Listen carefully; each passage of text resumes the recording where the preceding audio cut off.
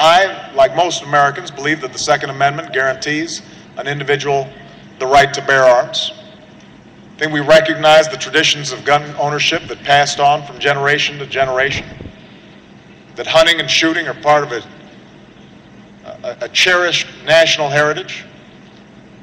But I also believe that a lot of gun owners would agree that AK-47s belong in the hands of soldiers, not in the hands of criminals.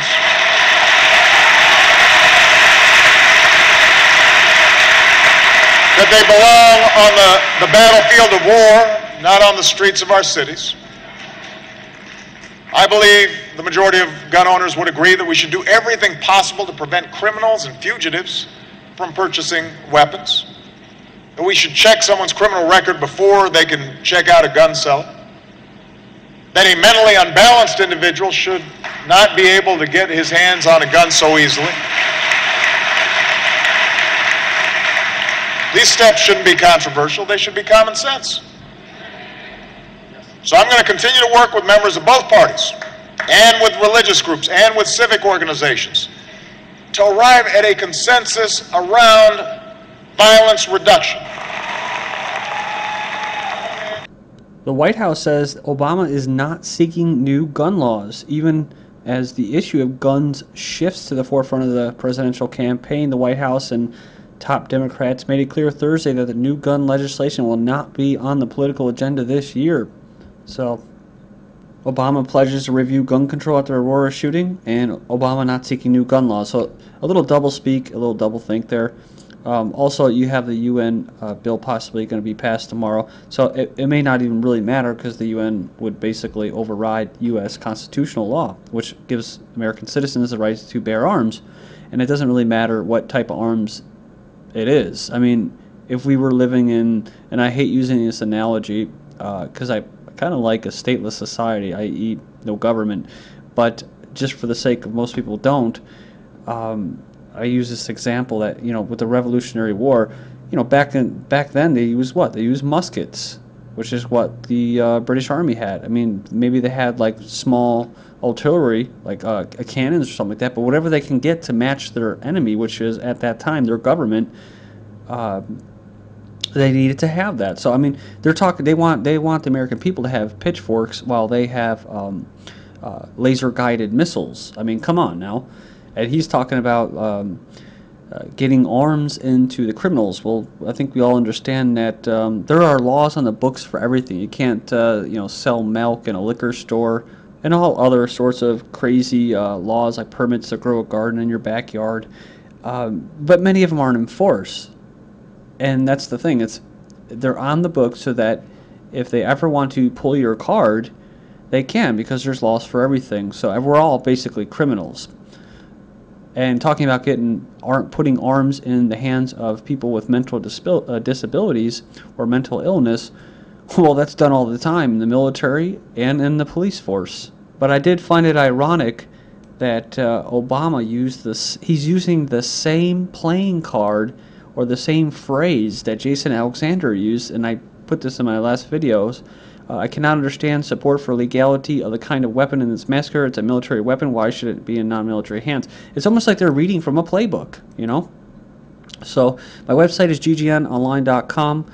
There's a poll up here. Do you think the mainstream media's anti-gun coverage prior to the signing of the UN arms trade treaty is coincidental? So far, a majority of people are saying no, it's not a coincidence, i.e. it's politically motivated, followed by 8% saying yes, it is just a coincidence.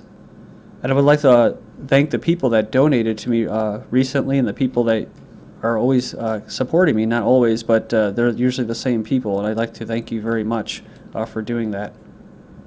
Okay, so moving on to the propaganda here.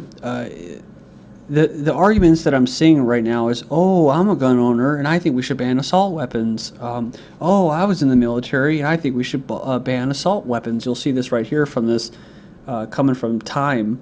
It says, gun owners' case against assault weapons. We ban the kind of extreme firearm use in Aurora, Colorado once. It's time to do so again. So this whole shooting thing has been basically covered to death, I think. I really don't even want to cover it because everyone's covering it, but I feel compelled to wrap all these articles and stuff and stories that I've seen going out throughout the internet and that. Carrying guns everywhere won't protect us. It's time for a ban on semi-automatic weapons, says Andrew Jensen, who is in the military. That's right.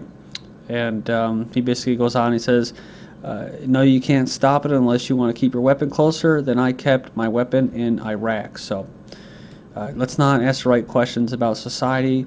You know, were people back in the prior to the, say, the 20th century, the 21st century, were they going out into churches and movie or whatever theaters, shooting masses of people up just for the hell of it, for the fun of it? No, I don't think so. So there's something that needs to be asked about our society. It's not just mental illness here.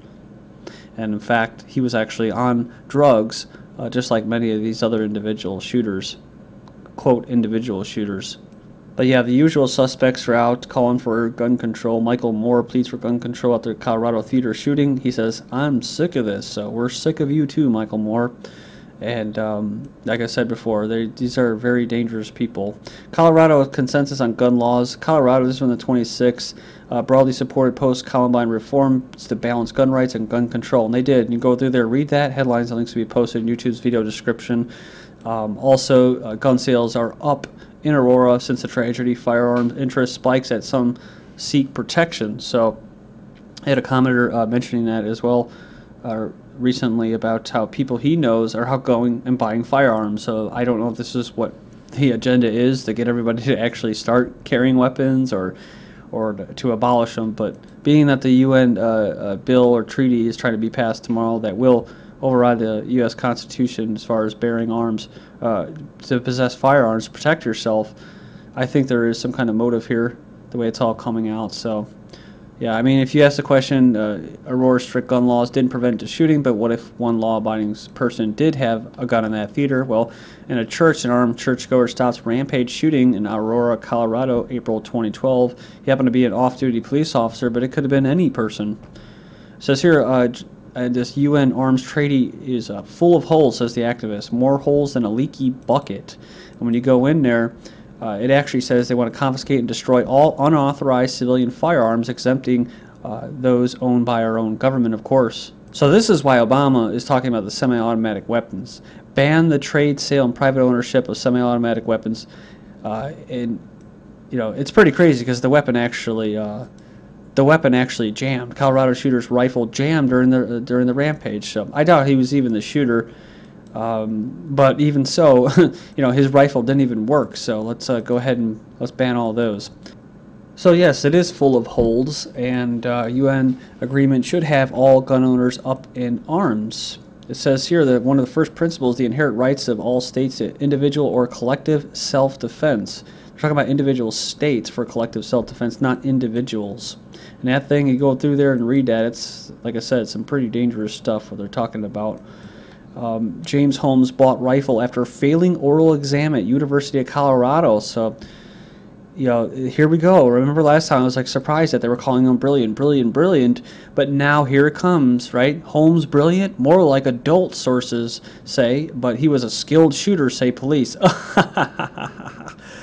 What a load of shit, isn't it? Did James Holmes have a doctor? Let's go to the doctor, because that's where the drugs are.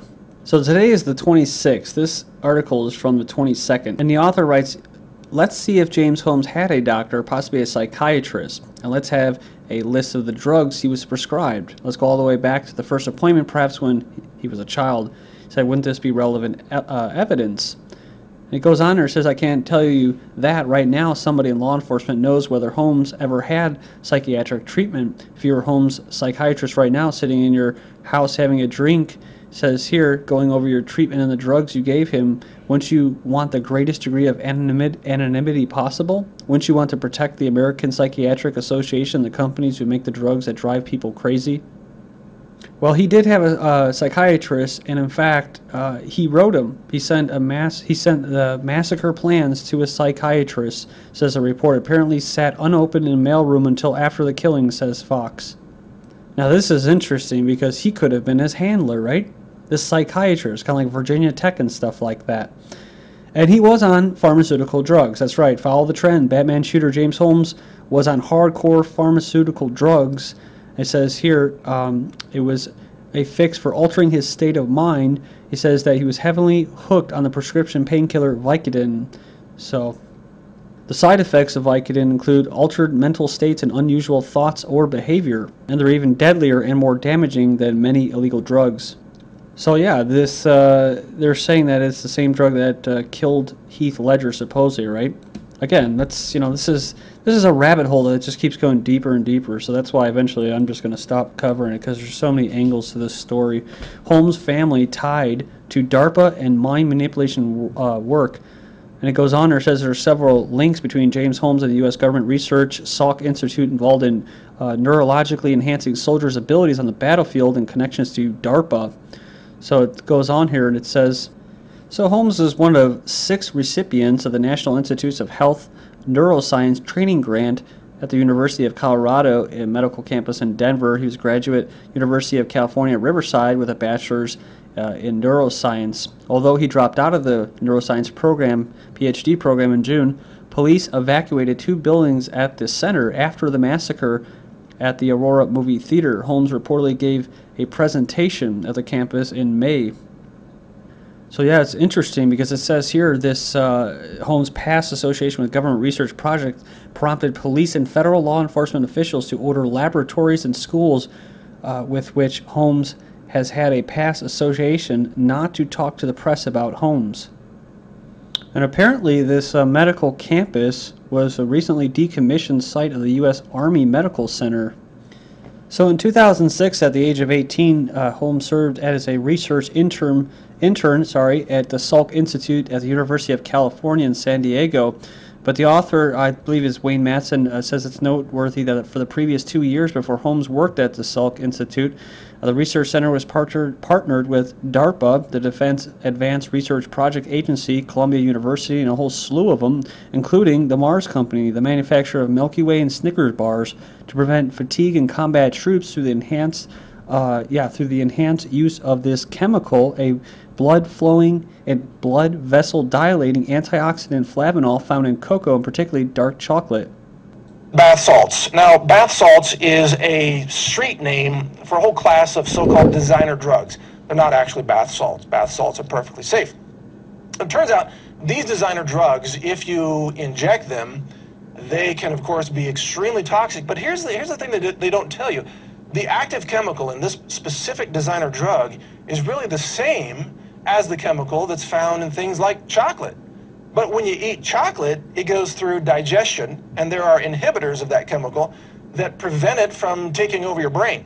But this designer street drug was specifically formulated with not only a high concentration of that chemical, but also with inhibitors to make sure that the drug wouldn't be broken down so it could be delivered right into your brain with very high concentrations. And then, oh, that makes you go crazy. Apparently this cannibal wasn't high on bath salts, he was high on cannabis. So there was a little bit of a cover-up there as well, I think. So this research was part of a larger DARPA program known as the Peak Soldier Performance Program, which involved creating brain-machine interfaces for battlefield use, including human robotic bionics for legs, in other words, the neuroprosthetic limbs for soldiers paralyzed in combat. And remember, I covered before, his father actually wrote some research for the U.S. Navy, and also he worked for this company, HNC Software, known as a neural network company in DARPA beginning in 1998, developing Cortronic neural networks. So it's basically to allow machines to be able to think like humans. The writers begs the question, the links between the younger and elder Holmes and U.S. government research on creating super soldiers, human brain-machine interfaces, and human-like robots begs the question, was James Holmes engaged in a real-life Jason Bourne Treadstone project that broke down and resulted in a deadly consequence in Aurora, Colorado?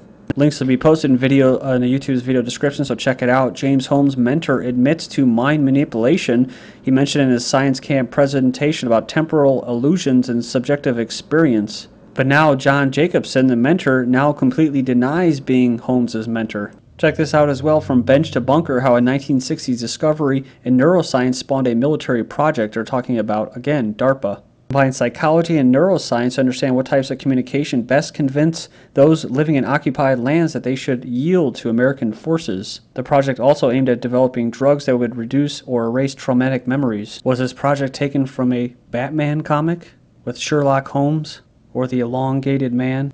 Either way, it makes for a good riddle.